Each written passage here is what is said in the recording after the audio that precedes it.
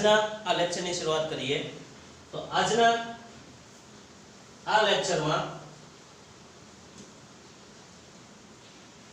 આપણે તર્કશાસ્ત્ર જો આપણે જે તત્વજ્ઞાન ભણીએ છીએ એના બે ભાગ છે 11મું હોય 12મું હોય પહેલો ભાગ કયો તો કે પહેલો ભાગ તર્કશાસ્ત્ર અને બીજો ભાગ જે મોટા ભાગે છઠ્ઠા પાઠથી શરૂ થાય છે એ તત્વજ્ઞાન રહેશે આપણે તર્કશાસ્ત્ર ભણવાનું છે અને તર્કશાસ્ત્રનો એક મુદ્દો એવો છે જે આપણે મોટા ભાગે છે 11 અને 12 બંનેને પૂછાવાનો છે એટલે બંને સાથે મળી અને આપણે છે એ આને કડકડાટ પાકો કરી નાખવાનો છે ઓકે તો ચાલો આપણે શરૂ કરીએ આજનો લેક્ચર પ્રશ્નો વાઇઝ છે મુદ્દા વાઇઝ છે તમને બે રીતના કામ આવી જશે અને મારે સમજાવવા પણ જશે પહેલો પ્રશ્ન કે તર્કશાસ્ત્રના કેટલા ભાગમાં વહેંચી શકાય આપણે જે તર્કશાસ્ત્ર શબ્દ ઉપયોગ કરીએ છીએ આ પ્રસ્તાવનામાં આવે છે પણ આપણે અત્યારે છે પ્રશ્ન તરીકે લઈ લેવાનો છે કે તર્કશાસ્ત્રને કેટલા ભાગમાં વહેંચી શકાય તો કે તર્કશાસ્ત્રને બે ભાગમાં વહેંચી શકાય છે કયા બે ભાગ તો કે અર્વાચીન તર્કશાસ્ત્ર અને પ્રાચીન તર્કશાસ્ત્ર શબ્દ જોશો ક્યાં ખ્યાલ આવી જશે જૂનું તર્કશાસ્ત્ર નવું તર્કશાસ્ત્ર આપણે આવો શબ્દ વાપરીએ છીએ આપણી ભાષામાં અને મોટા ભાગે છે આપણે આપણી ભાષાના શબ્દો બોલતા હોઈએ છીએ અર્વાચીન તર્કશાસ્ત્ર પ્રાચીન તર્કશાસ્ત્ર આવા તર્કશાસ્ત્રના બે ભાગ છે ક્લિયર થઈ ગયું બીજો પ્રશ્ન જોઈએ અર્વાચીન તર્કશાસ્ત્રને શા માટે પ્રાતિક તર્કશાસ્ત્ર કહેવાય છે ફરજિયાત બોર્ડની અંદર પૂછાયેલો પ્રશ્ન છે કે શા માટે બે માર્કની અંદર પૂછી શકે કે શા માટે અર્વાચીન તર્કશાસ્ત્રને પ્રાતિક તર્કશાસ્ત્ર કહેવાય જો પ્રાતિક એટલે શું તો કે જેમાં પ્રતીકોનો ઉપયોગ થતો હોય ને પ્રાતિક કહેવાય તમને એમ થાય પ્રતીકોનો ઉપયોગ ક્યાં કરીએ છીએ અરે ગાંડાઓ બધી જગ્યાએ આપણે ઉપયોગ કરીએ છીએ મોબાઈલની અંદર તો કે પ્રતીક આપેલા હોય રોડ ઉપર જઈએ તો સિમ્બોલ પ્રતીક પ્રાતિક ભાષા કહેવાય સિમ્બોલિક લેંગ્વેજ કહીએ ને આપણે તો એ પ્રાતિક ભાષાનો ઉપયોગ કરીએ છીએ ત્યાર પછી ચિત્રોમાં પછી કમ્પ્યુટર ઘણી બધી જગ્યાએ છે એટલે મોટા ભાગે તો કે પ્રતીકનો ઉપયોગ થતો હોય છે અર્વાચીન તર્કશાસ્ત્રને શા માટે પ્રાતિક તર્કશાસ્ત્ર કહેવાય છે પ્રાતિક તર્કશાસ્ત્ર એટલે કોને કહેવાય કે જેમાં પ્રતીકોનો ઉપયોગ થતો હોય એને પ્રાતિક તર્કશાસ્ત્ર કહેવાય છે હવે કયું પ્રાતિક તર્કશાસ્ત્ર છે તો કે આ જે અર્વાચીન છે ને એ પ્રાતિક તર્કશાસ્ત્ર છે શા માટે એનો જવાબ હું કહું તો કે અર્વાચીન તર્કશાસ્ત્રમાં પ્રતીકોનો બહોળો પ્રમાણનો ઉપયોગ થાય છે જો ખાસ યાદ રાખજો પ્રતીકોનો બહોળા પ્રમાણમાં વધુ પ્રમાણનો ઉપયોગ થતો હોવાથી આ જે અર્વાચીન તર્કશાસ્ત્ર છે એને પ્રાતિક તર્કશાસ્ત્ર કહેવાય એક જ શબ્દ આપણે યાદ રાખવાનો છે કે અર્વાચીન તર્કશાસ્ત્રમાં પ્રતીકોનો વધુ ઉપયોગ થાય છે એ વધુ ઉપયોગ થતો હોવાને કારણે એને કયું કહેવાય તો કે પ્રાતિક તર્કશાસ્ત્ર કહેવાય છે સમજાઈ ગયું ને આ તો પાડો ભાઈ અમારા શિક્ષકો અમારા જમાનામાં તો ઓટી લઈને બેહતા ના પાડી તો ફળીંગ શરન આટી જાય ખબર હોય ધ્યાન ન રાખ્યું હોય તો સમજાણું હોય તમે બધા સુખી છો આમ કહેવાય ને કે તમારા ઉપર કુદરતનું મહેરબાન છે કે પહેલા જેવી સ્થિતિ નથી ઓઝવાડી દેતા અમને તો સાહેબ એમ જ કહેતા લાફા ભાઈ લાળ નીકળી જાય એમ કહેતા લેશન નો લેવા પાકું ન થાય એટલે તરત ધમકી આવતી બહાર કાઢી મૂકી બરાબર છે અનેક પ્રકારના ટોર્ચર થતા પણ અમારા માટે હતા અમને ગમ્યું હતું હા જે તે સમય નહોતું ગમ્યું પણ આજે એવું લાગે છે કે એ સમયે કરે સાહેબના ધબ્બા ખાધા હશે સાહેબે ચીટીઓ ભર્યો હશે સાહેબે કદાચ બહાર કાઢી મૂક્યો હશે વાલીને બોલાવ્યા હશે વાલીને સામે બે તમાચા મૂક્યા હશે આવું ઘણું બધું કર્યું હશે એ વખતે કદાચ નહોતું ગમ્યું પણ એ જે કર્યું એ બરાબર છે કે આજે આપણે છે એ આ સ્થળે પહોંચી ગયા અને અત્યારના વિદ્યાર્થીને પંપાળવાના ફોહલાવાના બરાબર છે પણ તમે બધા સુખી છો અમારો જમાનો કંઈક અલગ હતો અમારી કંઈક પરિસ્થિતિ સિચ્યુએશન શિક્ષણની પદ્ધતિ કંઈક અલગ હતી તમારે કેવું ટેકનોલોજી વાળું શિક્ષણ આવી ગયું છે ભરપૂર ઉપયોગ કરો બીજો મુદ્દો જોઈએ આપણે હવે તમને એમ થાય કે પ્રતીક પ્રતીક પ્રતીક તો કયા પ્રતીક હશે તો એ આપણે જોઈએ હવે કે આ જે અર્વાચીન તર્કશાસ્ત્ર છે એમાં કયા પ્રતીકનો ઉપયોગ થાય છે. જો અહીં લખ્યું છે કે અર્વાચીન તર્કશાસ્ત્રમાં કયા કયા પ્રતીકનો ઉપયોગ થાય છે. તો જોઈએ આપણે કયા કયા પ્રતીકનો ઉપયોગ થાય. તે પ્રતીકોને પણ નામ આપ્યા છે અને એમાં કયા પ્રતીક આવશે એ અહીં લખેલા છે, આપણે ખાલી જોવાનું છે. પહેલા પ્રતીક તરીકે આપણે શેનો ઉપયોગ કરીએ છીએ? વિધાન પરક અચલ. ઈ કોને કહેવાય, શું કહેવાય? જ્યારે મુદ્દો આવશે ત્યારે ભણશું એ કે સાહેબ કેવો અઘરું નામ આવ્યું, કે ક્યાં જાશો મૂંઝાઈ ગયા. બધું હેલું છે. તત્વજ્ઞાન એકમાત્ર વિષય આર્ટ્સ ની અંદર એવો છે કે 100 માંથી 100 ધાર્યું હોય તો રમતા રમતા આવી જાય. 100 માંથી 100 યાદ રાખજો. વિધાન પરક અચલ. વિધાન પરક અચલ કોને કહેવાય પછી જોઈશું. પણ વિધાન પરક અચલમાં કયા કયા પ્રતીક આવે તો યાદ રાખજો. વિધાન પરક અચલ શબ્દ આવે એટલે પહેલી એબીસીડી ના પ્રતીક આવે. એ ક્યાં આવે, શું આવશે, કેવા પ્રતીકો હોય, કઈ રીતનો ઉપયોગ થાય એ શીખશું આપણે. પણ પહેલી એબીસીડી નો ઉપયોગ થાય એને વિધાન પરક અચલ કહેવાય. ત્યાર પછી વિધાન પરક પરિવર્તી. વિધાન પરક પરિવર્તી. પરિવર્તી તરીકે કોના કયા સિમ્બોલનો ઉપયોગ થાય પ્રતીકનો? તો કે બીજી એબીસીડી અહીં લખ્યું છે. ત્યાર પછી તાર્કિક કારકનો ઉપયોગ બહુ થાય. ઘડીએ ઘડીએ આવશે. જો તો, અને, કાં તો, અથવા, જો તો અને તો જ, નથી કે નહીં, આવા પ્રતીક આવશે. પણ એ પ્રતીક તરીકે આપણે સિમ્બોલ તરીકે કયા નામે ઓળખીએ તો કે જો અહીંયા આપ્યું છે એક આ સિમ્બોલ જે આપણે એન્ડ તરીકે ઓળખીએ છીએ એ સમુચ્ચય, પછી આ નિશાની શરતી, આ દ્વિશરતી, આ વિકલ્પન અને આ જે છે અહીંયા જે આપ્યું છે એ નિષેધ. 11મા વાળાને થોડુંક નવું લાગશે. ઈ એક દિવસ બે દિવસ પછી તો ઈ રાગે પડી જશે, દોડવા મળશે સાહેબ આવવા રહ્યો તો ત્યાં નજી કે મોજ આવી ગઈ. બરાબર ને, બહુ હેલું છે. અને તાર્કિક કારકો કેટલા છે કોને કહેવાય એ પછી મુદ્દો આવશે તે. પણ તાર્કિક કારક છે એ આ બધા છે: સમુચ્ચય, શરતી, દ્વિશરતી, વિકલ્પન, નિષેધ. તમે ભલામણા ગણિત ભણેલા છો, વિજ્ઞાન અઘરું ભણેલા 10મામાં, આ તો તમને બહુ હેલું લાગશે. ખરેખર મારી જેવો શિક્ષક આ ભાષામાં કહેશે તો તમને બહુ મજા આવશે, કારણ કે તમે વિજ્ઞાન ને ગણિત ભણેલા છો અને તત્વજ્ઞાન હેલું લાગશે. આ શબ્દ આપણે સાંભળવો ગમે, કારણ કે આપને ખબર છે કે આપણે બધા બન્યું બનાવેલું ખાવાવાળા છીએ, હેલું તો આપણે ભણવાવાળા છીએ, એટલા માટે તો આપણે આર્ટ્સમાં પધાર્યા છીએ.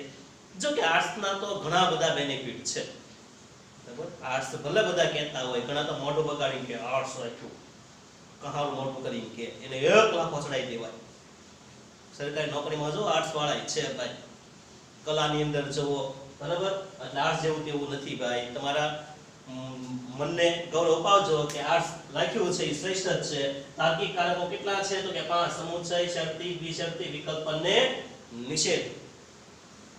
કૌંસ, આપણે કૌંસનો પણ ઉપયોગ થશે. એ કૌંસના પ્રતીક ક્યાં છે તો કે આપણે પહેલેથી ખબર છે: નાનો કૌંસ, મોટો કૌંસ ને તગડીયો કૌંસ, છગડીયો કૌંસ.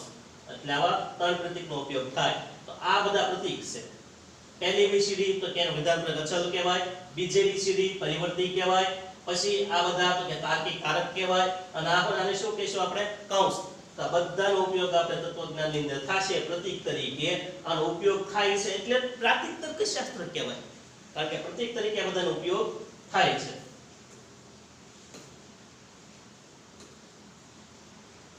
ત્યાર પછી તર્કશાસ્ત્રમાં પ્રતીકોના ઉપયોગના ફાયદા જણાવો.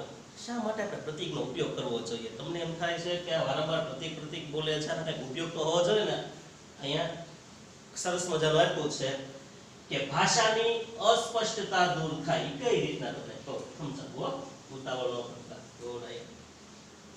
ભાષાની અસ્પષ્ટતા દૂર કરી શકાય. ઘણી વખત ભાષા આવડતી કે ન આવડતી હોય, એના સિમ્બોલ ઉપરથી આપણે ઓળખી જઈએ કે શું કહેવા માંગે છે. હવે એમ લખ્યું કે આપણે રોડ ઉપર જઈએ છીએ અને લખ્યું છે આગળ પેટ્રોલ પંપ છે.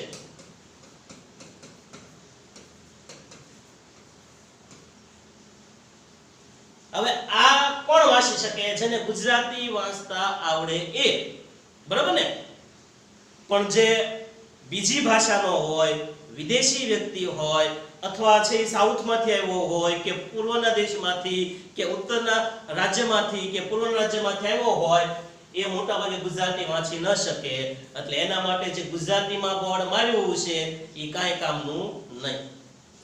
પણ એની સરખામણીમાં આ સિમ્બોલ દર્શાવ્યો હોય તો પેટ્રોલ પંપનું આ કંઈક નિશાની દેખાડ્યું હોય અને અહીંથી આમ કંઈક નિશાની દેખાડ્યું હોય અને ત્યાં આમ કહેવાય ને કે રોડની બાજુમાં આ સિમ્બોલ મૂક્યો હોય તો તરત ખ્યાલ આવી જાય કે આગળ પેટ્રોલ પંપ હશે, કારણ કે નિશાની આવી ગઈ.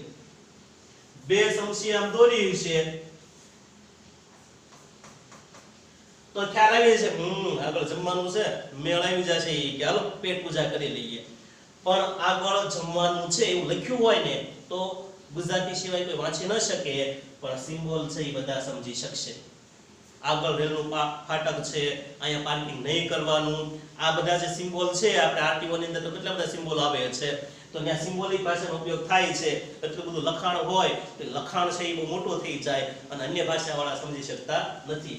એટલે આ સિમ્બોલિક ભાષાના કારણે, પ્રાતિક ભાષાને કારણે ભાષાની અસ્પષ્ટતા દૂર થાય છે. નહીં ભાષા કી ભૂલ કાંઈ માથાકૂટ નહીં, કોઈ પણ ભાષાવાળો આ સમજી જાય. દવાખાનું હોય તો આમ ચોકડીમાં સમજવાનું આગળ દવાખાનું છે. જટિલ દલીલોની સરળ રજૂઆત બહુ મોટી મોટી દલીલ હોય. દાખલા તરીકે એક દલીલ લખું છું, અવાજ ન કરતા હો, નકર પાછું હું બોર્ડ ઉપર લખતો હોય તો મને ખ્યાલ છે સાહેબ જરા બોર્ડ ઉપર આમ લખતા હોય ને ત્યારે પાછળ છોકરા છે ઘણી વખત અવાજ કરી લે, બોલો, કારણ કે છેલ્લો દિવસ મેં જોયું છે, જોઈ લીજો હો, છેલ્લો દિવસ ફિલ્મ મેં જોયું છે, તમે જોયું છે, મેં પણ જોયું છે કે આપણે નામ સાહેબ લખવા જાય કે પાછળથી અવાજ થાય. હવે જોઈએ આપણે જટિલ દલીલોની સરળ રજૂઆત કે દલીલની સરળ રજૂઆત કઈ રીતના થાય. એક હું દલીલ લખું છું કે જો વરસાદ આવશે તો ગારો થશે અને જનજીવન અસ્તવ્યસ્ત થશે.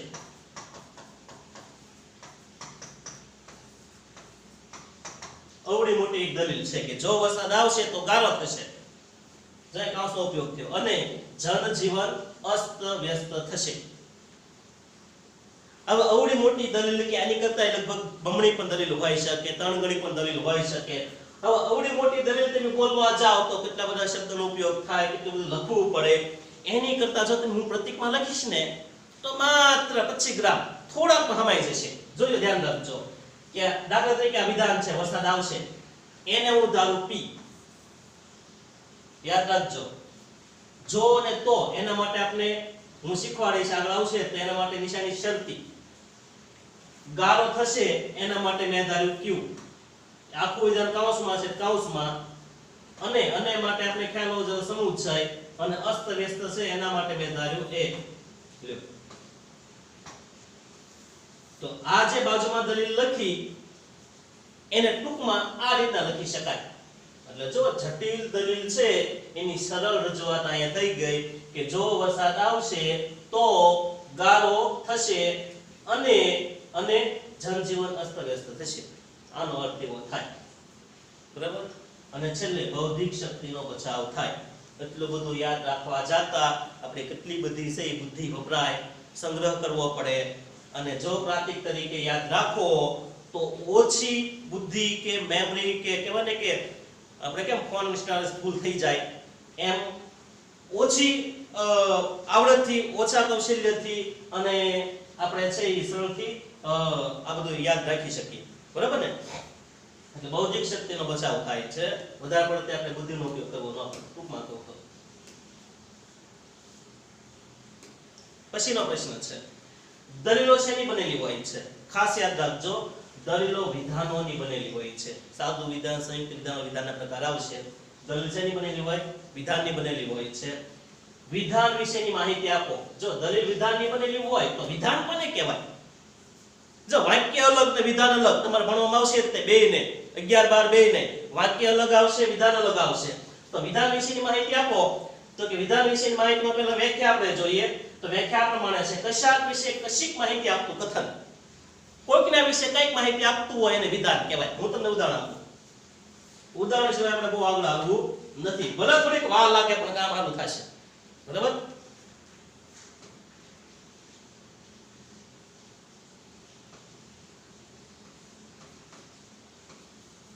ગાંધીજી લોકપ્રિય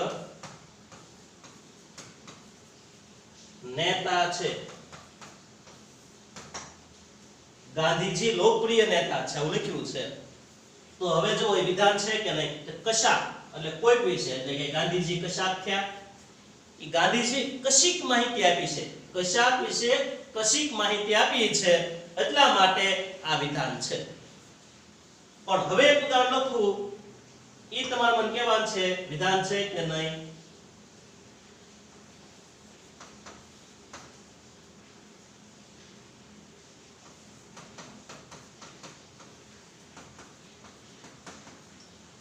આજે કોણ આવશે? તો આમાં કોના વિશે હું માહિતી આપી કઈ ખબર પડે નહીં, એટલા માટે આ વિધાન નથી. ઉપલું વિધાન છે, કારણ કે કશાક વિશે કશીક માહિતી મળે છે, આના વિશે માહિતી મળતી નથી. વિધાન એટલે દલીલનું નાનામાં નાનું એકમ. આ પ્રશ્ન પૂછાઈ શકે કે દલીલનું નાનામાં નાનું એકમ એટલે શું? તો કે જવાબ છે વિધાન. ઓકે, ત્યાર પછી આગળ વધીએ આપણે. વિધાનના કેટલા પ્રકાર છે અને ક્યાં ક્યાં? હવે મહત્વના મુદ્દા શરૂ થશે. તો કે વિધાનના 3 પ્રકાર છે. કેટલા છે? 3 પ્રકાર. સાદું વિધાન, સંયુક્ત વિધાન, જટિલ સંયુક્ત વિધાન. કેટલા પ્રકાર છે એના? 3 પ્રકાર છે. સાદું વિધાન કોને કહેવાય? તો કે જેમાં બીજા કોઈ વિધાનનો સમાવેશ ન થતો હોય એને સાદું વિધાન કહેવાય. સંયુક્ત વિધાન કોને કહેવાય? તો કે જેમાં બે કે તેથી વધુ સાદા વિધાનનો સમાવેશ થતો હોય. બે કે તેથી વધુ સાદા વિધાનનો સમાવેશ થતો હોય સંયુક્ત વિધાન કહેવાય છે. અને જે સંયુક્ત વિધાનમાં તો કે એક થી વધુ સાદા વિધાન સમાયેલા હોય અને એને જટિલ સંયુક્ત વિધાન કહેવાય છે. આ જે પાઠ છે તમને અલગથી આવશે, આ પાઠ પણ અલગથી આવશે, 12મા વાળાની એક સાથે આવશે, સંયુક્ત વિધાન અહીં આવશે, જટિલ સંયુક્ત વિધાન અહીં આવશે, સાદું વિધાન અહીં આવશે. પણ 11મા વાળાને આ ચોથો પાઠ છે અને આ 5મો પાઠ છે. એટલે આ બધું આપણે ફરી વખત છે એકબીજાને હવે તો છે.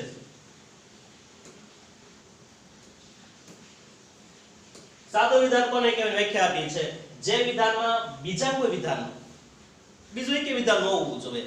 બરાબર? એક જ વિધાન હોવું જોઈએ. કેમ? ગાંધીજીનું લખ્યું તો એ જ તે, બીજું એક વિધાન હોવું જોઈએ નહીં. બીજા કોઈ વિધાનનો સમાવેશ થતો ન હોય તેને સાદું વિધાન કહેવાય. અથવા એમ યાદ રાખવું હોય તો યાદ રાખજો, એક પણ તાર્કિક કારકનો ઉપયોગ ન થતો હોય. જો તો અને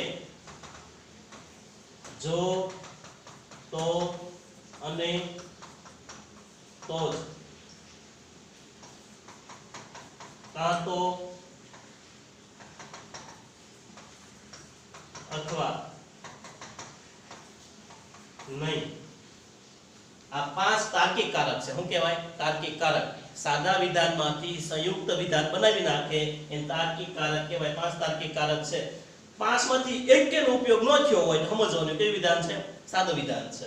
આ 5 માંથી એક પણ ઉપયોગ ન થયો હોય તો સાદું વિધાન છે. આ તાર્કિક કારક છે. એક પણ તાર્કિક કારકનો ઉપયોગ ન થયો હોય તો કયું વિધાન કહેવાય? સાદું વિધાન. મતલબ કે આ 5 માંથી એકનો ઉપયોગ ન થયો હોય તો ઈ સાદું વિધાન છે.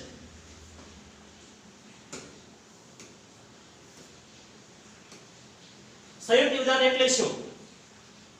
તો કે જે વિધાનમાં એક કે તેથી વધુ સાદા વિધાનનો સમાવેશ થતો હોય એને તો કે સંયુક્ત વિધાન કહેવાય છે. જો એક થી વધુ સાદા વિધાન, બરાબર? એક સાદું વિધાન તો હોય જ, તેની સાથે પાછું બીજું પણ જોડાયેલું હોય તેને. અથવા કોઈ પણ એક તાર્કિક કારકનો ઉપયોગ થતો હોય, કા જોતોનો ઉપયોગ થયો હોય, કા અનેનો ઉપયોગ થયો હોય, કા જોતો અને તોજનો ઉપયોગ થયો હોય, ક્યાં પછી કાં તો અથવાનો અથવા નહીં કે નથીનો ઉપયોગ થયો હોય. આ 5 માંથી કોઈ પણ એકનો ઉપયોગ થાય સંયુક્ત વિધાન કહેવાય. હવે જોઈએ આપણે તાર્કિક કારકો કેટલા છે અને કયા કયા. જો તાર્કિક કારકો, કારક કોને કહેવાય? સાદા વિધાનમાંથી સંયુક્ત વિધાન બનાવે એને તાર્કિક કારક કહેવાય. તેવા તાર્કિક કારકો કેટલા છે? મોસ્ટ ટાઈમલી પ્રશ્ન છે, વારંવાર આવશે. તો કે તાર્કિક કારકો 5 છે. કેટલા છે? 5. કયા કયા? તો નામ યાદ રાખજો. શરતી, દ્વિશરતી, સમુચ્ચય, વિકલ્પન અને નિષેધ આવા 5 કારક છે. શરતી નિશાની કઈ? જો તમે નિશાની એટલે કે પ્રતીક યાદ રાખવાનું. તો શરતી માટે કયું પ્રતીક છે? આવું એરા વાળું. ખાસ યાદ રાખજો, એરામાં ખૂણો થવો જોઈએ, નકર ઘણા એરો કરે એમાં મુઠ્ઠો કરે. હવે ખાસ યાદ રાખજો, આમ કે નામ ખૂણા વાળું. દ્વિશરતી એટલે બંને બાજુ એરો હોય એને દ્વિશરતી કહેવાય. સમુચ્ચય માટે આ નિશાની, વિકલ્પન માટે તો વીની નિશાની, નિષેધ માટે તો આ નિશાની. તો આ 5 કારક છે જેને આપણે શું કહીશું? તાર્કિક કારક. તાર્કિક કારકનું બીજું નામ તાર્કિક સંયોગી. યાદ રાખજો. શરતી ક્યારે કહેવાય? તો કે વિધાન જ્યારે જો અને તો થી જોડાયેલું હોય તો એ શરતી કહેવાય. જો તો અને તો જ બેવડી શરતી હોય તો એને દ્વિશરતી કહેવાય. જો આપણે રેવન કહેતા તું પ્રવાસમાં આવી તો અને તો જ હું પ્રવાસમાં આવીશ, તો અને તો જ બે વખત આપણે બેવડાવીએ છીએ. અને જોડાયેલું હોય તો સમુચ્ચય કહેવાય. વાક્યની અંદર અથવા આવતું હોય તો વિકલ્પન કહેવાય. અને છેલ્લે નથી કે નહીં આવતું હોય તો શું કહીશું? આપણે નિષેધ કહીશું. બધા ઈઝી પ્રશ્ન છે, ઉતા હું તો એમને આવડી જાય. ઓકે, આ જે તાર્કિક કારક છે એના કેટલા પ્રકાર છે? તો કે તાર્કિક કારકના પાછા 2 પ્રકાર છે. દ્વિમુખી કારક, એકમુખી કારક. દ્વિમુખી કારક એટલે શું? તો ધારો કે આ શરતી નિશાની કરી તો આ બાજુ તે કારક વિધાન હોય, આ બાજુ વિધાન હોય. જો દ્વિ એટલે 2, તો કે જે કારકની બંને બાજુ ડાબી સાઈડ, જમણી સાઈડ બે બાજુ વિધાન હોય એને શું કહેવાય? દ્વિમુખી કારક કહેવાય. એકમુખી કારક કોને કહેવાય? તો કે જે કારકને એક જ બાજુ વિધાન હોય. દાખલા તરીકે આ નિષેધ છે તો નિષેધની એક જ બાજુએ વિધાન આવે. આ વિધાન છે, અહીંયા ગમે અક્ષર હોઈ શકે, વિધાન. બરાબર? આ કારક છે, કારકની એક જ બાજુ વિધાન છે તો આ એકમુખી કારક કહેવાય, કારણ કે એક બાજુ વિધાન છે. બે બાજુ વિધાન હોય તો દ્વિ શબ્દ લાગે એટલે દ્વિમુખી કારક કહેવાય. હવે દ્વિમુખી કારકની વ્યાખ્યા આપો. તો કે જે કારકની ડાબી અને જમણી એટલે કે બંને બાજુએ વિધાન આવેલું હોય એને શું કહેવાય? દ્વિમુખી કારક કહેવાય છે. દ્વિમુખી કારક કેટલા છે અને કયા કયા? તો કે કુલ 5 છે, એમાંથી 4 છે દ્વિમુખી કારક છે. બોલો, એક જ તે એકમુખી કારક છે, બાકી આ 4 કેવા છે? દ્વિમુખી કારક કહેવાય. કયા કયા દ્વિમુખી કારક છે? સમુચ્ચય, વિકલ્પન, શરતી, દ્વિશરતી. જોઈ શકો, સમુચ્ચયની બે બાજુ વિધાન છે, દ્વિમુખી કારક. વિકલ્પનની બે બાજુ વિધાન છે, દ્વિમુખી કારક. શરતીની બે બાજુ વિધાન છે, દ્વિમુખી કારક. અને દ્વિશરતીની બે બાજુ વિધાન છે તો કે દ્વિમુખી કારક. એટલે જેની બંને બાજુ વિધાન હોય આ કારકને દ્વિમુખી કારક કહેવાય છે. એકમુખી કારક કોને કહેવાય? એક એટલે શું? એક બાજુ, એમ એટલું યાદ રાખવાનું. તો કે જે કારકની ફક્ત જમણી બાજુ અથવા એક જ બાજુ અને જમણી બાજુ હોય, ફાઇનલ હોય. જે કારકની જમણી બાજુએ અથવા એક બાજુએ કારક આવતું હોય એકમુખી કારક કહેવાય છે. એકમુખી કારક એક જ છે અને એ કયું છે? આ નિષેધ. જોઈ શકો, એ નિષેધ કારકની કઈ બાજુ વિધાન આવેલું હોય છે? તો યાદ રાખજો, આ ફાઇનલ પૂછાયેલો પ્રશ્ન છે કે એકમુખી કારકની હંમેશા જમણી બાજુએ વિધાન હોય. દાખલા તરીકે આ એકમુખી કારક નિષેધ છે તો એની જમણી બાજુ, મારો આ જોવો જમણી બાજુ એટલે P અહીંયા છે, તો આ કારક છે એના જમણી બાજુ શું છે? એનું વિધાન છે. આ રીતના નિષેધ Q, તો આ જમણી બાજુ Q એટલે કે વિધાન છે. એ જ રીતના નિષેધ S એટલે આ કારક છે એના S એ વિધાન છે જમણી બાજુ. તો એકમુખી કારકની જમણી બાજુ વિધાન હોય છે. એકમુખી કારક હંમેશા એક જ હોય. ઓકે, ખૂબ સરસ છે ને? હાવ સહેલું. આ તમે જે 9-10 ની અંદર ગણિત ભણ્યા એટલું બધું તો અઘરું નથી જ. એટલે આ આમ ગણો ને તો રમતા રમતા આ આવડી જાય એવા મુદ્દા છે. નો આવડે તો એકવાર ફરી રિપીટ કરજો. બરાબર? આમાં તો એવું કંઈક છે નહીં. નથી કંઈ ક્રોસ ગુણાકાર કરવાનો, નથી લસા લેવાના, નથી ગુસા લેવાના, નથી અવયવ પાડવાના, નથી વિસ્તરણ કરવાનું. કેવું સહેલું છે, વાંચવા મળો. બરાબર? ઓકે, આવા નવા મુદ્દા ફરી વખત તમને પાછા મળતા રહેશે. જો આ વિડીયો તમને ગમ્યો હોય, આમાંથી કંઈક આવડ્યું હોય અને તમને એમ થાય છે કે મારે મારા મિત્રોને પણ જાણ કરવી છે તો ચોક્કસ આ વિડીયોને તમે શેર કરજો, તમે પણ લાઈક કરજો, ખાસ સબસ્ક્રાઇબ આપજો. સબસ્ક્રાઇબ કરવાથી તમારે કાંઈ ફેર નહીં પડે, મારે ઘણો બધો ફેર પડી જશે અને તમને તો હું વહેલી તકે મારો વિડીયો તમારા સુધી પહોંચી જાય. સબસ્ક્રાઇબ કરવાનું, શેરનું બટન અને ખાસ કરીને બેલ આઇકન દબાવવાનું ભૂલવાનું નહીં, કારણ કે નોટિફિકેશન તમને મળતી રહે એટલા માટે. ઓકે, તો આજનો લેક્ચર પૂર્ણ કરીએ. ફરી મળશું નવા વિડીયો સાથે. ત્યાં સુધી જય હિન્દ, જય ભારત.